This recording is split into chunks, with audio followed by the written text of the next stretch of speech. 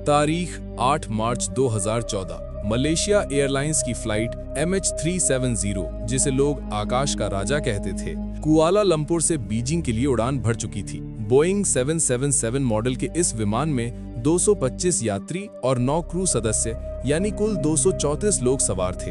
रात के 12:41 हो रहे थे और विमान दक्षिण चीन सागर के ऊपर 8,300 फीट की ऊंचाई पर शांति से उड़ रहा था। विमान की कमान अनुभवी कैप्टन जहारी अहमद शाह के हाथों में थी और उनके साथ को पायलट फारिक अब्दुल हमीद अपनी ट्रेनिंग पूरी कर रहे थे। कॉकपिट में सब कुछ सामान्य था। बाहर सितारों से भरा आसमान था और नीचे गहरा समंदर। यात्रियों में कुछ लोग सो रहे थे, कुछ अपनी मंजिल के सपने देख रहे थे और कुछ हेडफोन लगाए संगीत सुन रहे थे। किसी को अंदाजा नहीं था कि ये उनकी जिंदगी की सबसे भयानक रात होने वाली थी।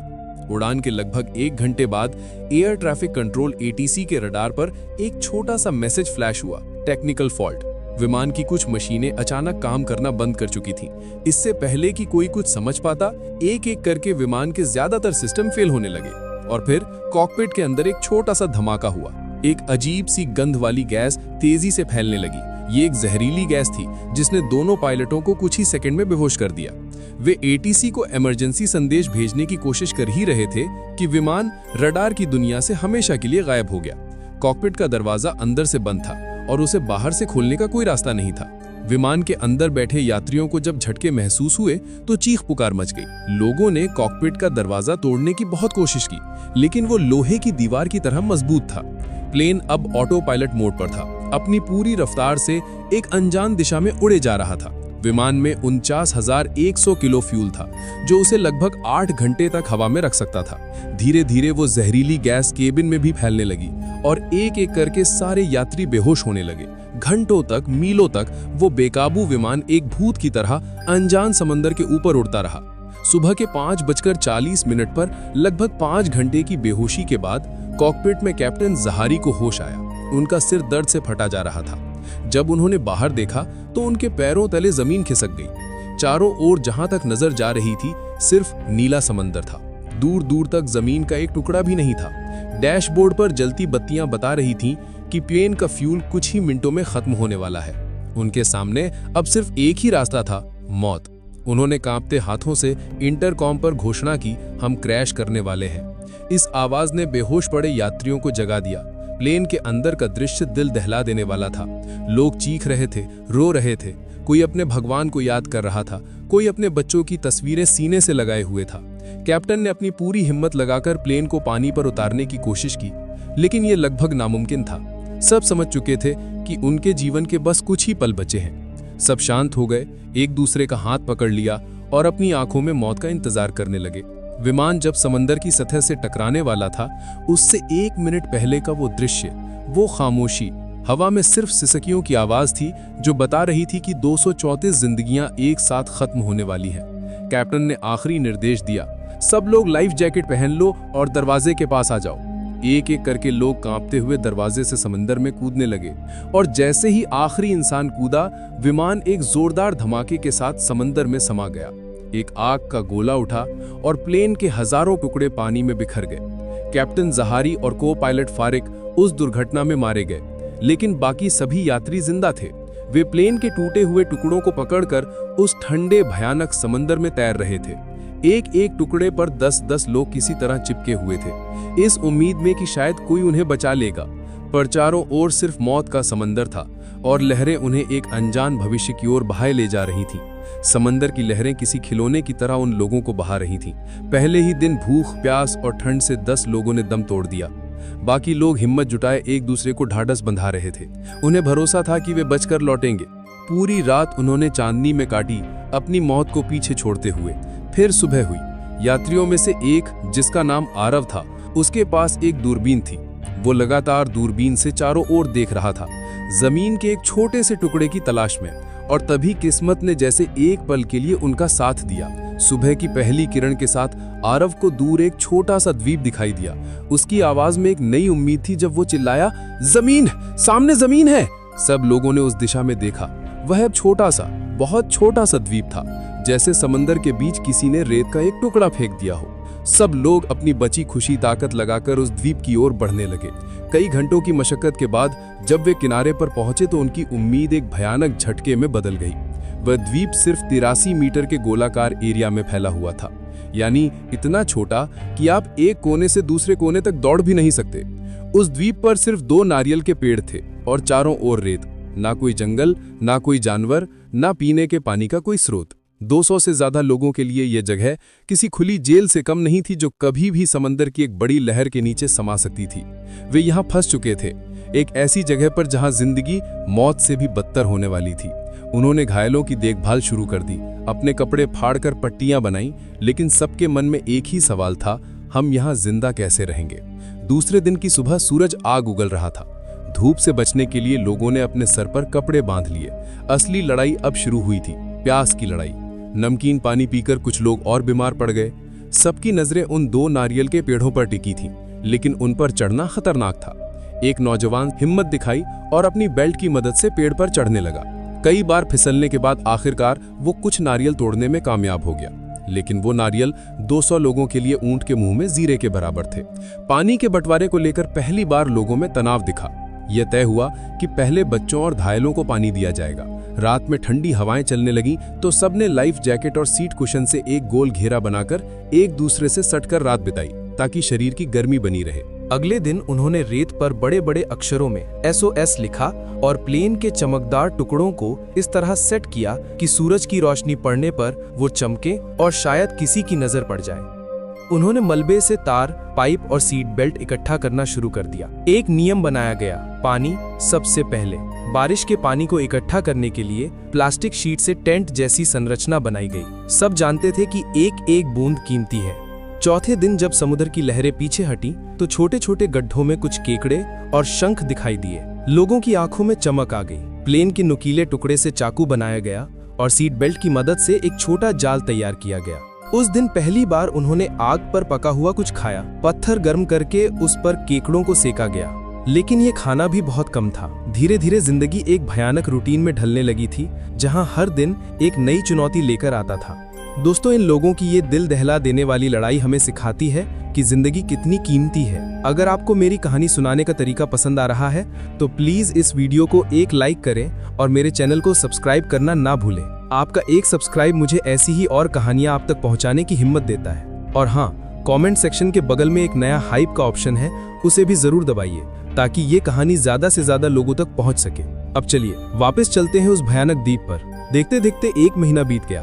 इस 1 महीने में बाहरी दुनिया में MH370 को खोजने के लिए इतिहास का सबसे बड़ा सर्च ऑपरेशन चलाया गया। $35 मिलियन खर्च कर दिए गए। समंदर की गहराइयों को छान मारा गया, लेकिन उन्हें विमान का कोई सुराग नहीं मिला। और यहाँ एक छोटे से द्वीप पर 200 से ज्यादा लोग हर दिन मौत से लड़ रहे थे। उन्होंने काम बांट लिए थे। कुछ लोग पानी का इंतजाम करते, कुछ लोग मछली पकड़ने की कोशिश करते और कुछ लोग मलबे से बने शेल्टर को मजबूत करते। लेकिन संसाधनों की कमी अब भयानक रूप ले चुकी थी। एक संक्रमित घाव की वजह से एक व्यक्ति की मौत हो गई और ये पहली मौत थी जो दुर्घटना के बाद बीमारी से हुई थी। इससे लोगों में डर और बढ़ गया। नेतृत्व को लेकर 2 गुटों में झगड़ा होने लगा। एक गुट का मानना था कि सबको बराबर राशन मिलना चाहिए, जबकि दूसरे का कहना था कि जो ज्यादा मेहनत करता है उसे ज्यादा मिलना चाहिए। द्वीप के 2 कोनों पर 2 अलग अलग समूह बन गए और उनके बीच बातचीत लगभग बंद हो गई।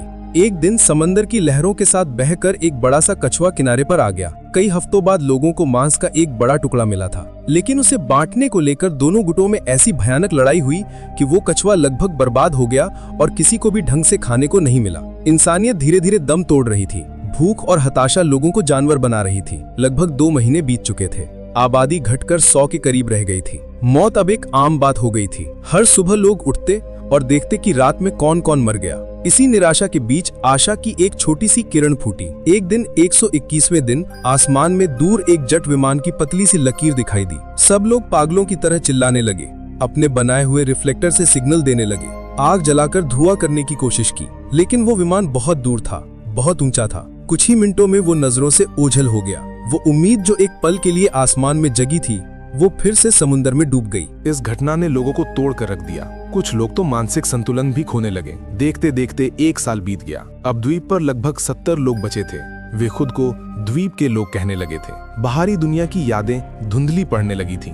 दुर्घटना के समय जो बच्चे थे वे अब किशोर हो चुके थे। उनके लिए ये द्वीप ही उनकी दुनिया थी। उन्होंने नारियल के रेशों से रस्सी बनाना और उसके खोल से बर्तन बनाना सीख लिया था। वे मौसम का मिजाज समझने लगे थे। दूसरे साल के अंत तक उनके लगाए गए पहले नारियल के पेड़ में फल आया। उस दिन को एक त्योहार की तरह मनाया गया। ऐसा लगा जैसे जिंदगी पटरी पर लौट रही है। चौथे साल में द्वीप पर पहले बच्चे का जन्म हुआ, लेकिन कुपोषण की शिकार मां का बच्चा ज्यादा दिन जिंदा नहीं रह सका। ये एक और दर्दनाक झटका था। समय बीतता गया। लोगों की भाषा, उनके रहने का तरीका, सब कुछ बदलने लगा। पुरानी पीढ़ी के लोग एक एक करके मरते जा रहे थे और नई पीढ़ी जिसे पुरानी दुनिया की कोई याद नहीं थी, वो अब बड़ी हो रही थी। छठे साल में नई पीढ़ी के बीच सत्ता को लेकर संघर्ष शुरू हो गया। नारियल के पेड़ों पर किसका हक होगा, इसे लेकर फिर से लड़ाइयां होने लगी। इतिहास खुद को दोहरा रहा था। 7वें साल तक एक नई और भयानक समस्या ने जन्म लिया। उस छोटे से द्वीप की रेतीली मिट्टी की उर्वरता खत्म होने लगी थी। नारियल के पेड़ कमजोर होने लगे, उनमें फल कम लगने लगे, नए पौधे भी ठीक से बढ़ नहीं पा रहे थे। 8वें साल में भोजन की कमी फिर से लौट आई। भूख और कुपोषण ने लोगों को फिर से कमजोर करना शुरू कर दिया। उनकी रोग से लड़ने की क्षमता खत्म हो चुकी थी। एक मामूली सा घाव भी अब जानलेवा साबित हो रहा था। तूफानों ने द्वीप के किनारों को काटना शुरू कर दिया था। उनका 83 मीटर का घर अब और छोटा हो रहा था। एक दिन एक भयानक तूफान में 2 में से एक नारियल का पेड़ जड़ से उखड़कर गिर गया। ये सिर्फ एक पेड़ का गिरना नहीं था, ये उनके अस्तित्व के आधार का ढहना था। अब उनके पास सिर्फ एक पेड़ बचा था, जो उनकी पूरी आबादी का बोझ उठाने के लिए नाकाफी था। लोगों ने द्वीप छोड़कर जाने का सोचना शुरू कर दिया। उन्होंने लकड़ी और मलबे से छोटी छोटी नाव बनाने की कोशिश की, लेकिन समंदर की बेरहम लहरों ने उनकी हर कोशिश को नाकाम कर दिया। 10वां साल आते आते द्वीप पर सिर्फ 30 से भी कम लोग बचे थे। उनमें से ज्यादातर बूढ़े और कमजोर थे। उन्होंने अब नए पेड़ लगाने की कोशिश भी छोड़ दी थी, क्योंकि वे जानते थे कि उसका फल देखने के लिए वे जिंदा नहीं रहेंगे। निराशा ने सबको अपनी चपेट में ले लिया था। कुछ लोग चुपचाप बैठकर बस समंदर को देखते रहते और एक दिन उसी समंदर में चलकर खो जाते। एक लंबा सूखा पड़ा और फिर एक के बाद एक तूफान आए। पानी के सारे स्रोत खत्म हो गए। भूख और प्यास से लोग एक एक करके मरने लगे। जो बचे थे वे इतने कमजोर हो चुके थे कि एक दूसरे की लाश को दफना भी नहीं पाते थे। द्वीप पर अब हर तरफ कंकाल और लाशें पड़ी थीं। ये जगह अब किसी जन्नत का टुकड़ा नहीं, बल्कि एक कब्रिस्तान बन चुकी थी, जहां जिंदा लोग भी मुर्दों की तरह जी रहे थे। वे एक दूसरे से बात नहीं करते थे, बस अपनी मौत का इंतजार करते थे। 11वां साल। द्वीप पर अब सिर्फ एक इंसान जिंदा बचा था, आरव। वही शख्स जिसने पहली बार इस द्वीप को दूरबीन से देखा था। उसके सारे साथी, उसका परिवार, सब उसकी आंखों के सामने खत्म हो चुके थे। वो कमजोर और बूढ़ा हो चुका था। उसके बाल सफेद हो गए थे और उसकी आंखों में सिर्फ खालीपन था। वो हर दिन उठता, उस अकेले बचे नारियल के पेड़ को देखता और फिर उन अनगिनत कंकालों को देखता जो कभी उसके अपने हुआ करते थे। एक सुबह उसने अपनी पूरी ताकत जुटाई और उस पहले नन्हे पौधे के पास गया, जो अब एक छोटा कमजोर पेड़ बन चुका था, लेकिन उसमें कभी फल नहीं आया। वो उसके नीचे लेट गया। उसने अपनी आंखें बंद की और अपने 11 साल के इस भयानक सफर को याद किया। वो प्लेन का उड़ना, वो धमाका, वो समंदर, वो द्वीप, वो लड़ाइयां, वो मौतें, वो छोटी छोटी खुशियां और वो कभी न खत्म होने वाला इंतजार। आरव की सांसें धीरे धीरे धीमी पड़ने लगी। उस द्वीप पर आखिरी आवाज भी हमेशा के लिए खामोश हो गई। समय बीतता गया, मौसम बदले, तूफान आए और गए। वो द्वीप कंकालों से भरा एक वीरान टापू बनकर रह गया। वो अकेला नारियल का पेड़ भी कुछ सालों में सूख कर गिर गया। बस वो एक छोटा अधूरा पेड़ उनके संघर्ष के गवाह के तौर पर खड़ा रहा, जो कभी फल नहीं दे पाया।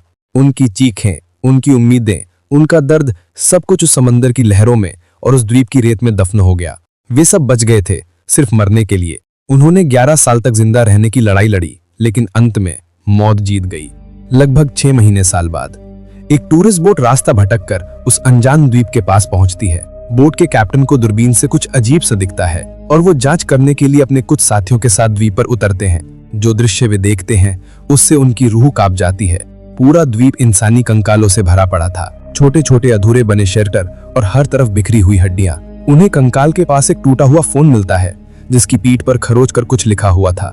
हम MH370 से हैं। हमने कोशिश की।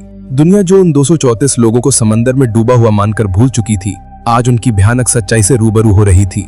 और फिर एक खोजकर्ता की नजर उस आखिरी दृश्य पर पड़ती है, जिसने सबके दिलों को चीर कर रख दिया। एक कंकाल का हाथ, जिसकी उंगलियां एक छोटे से सूखे हुए पौधे की टहनी में फंसी हुई थी। वो हाथ जैसे कह रहा था, हमने हार नहीं मानी थी, हम आखिरी सांस तक लड़े थे।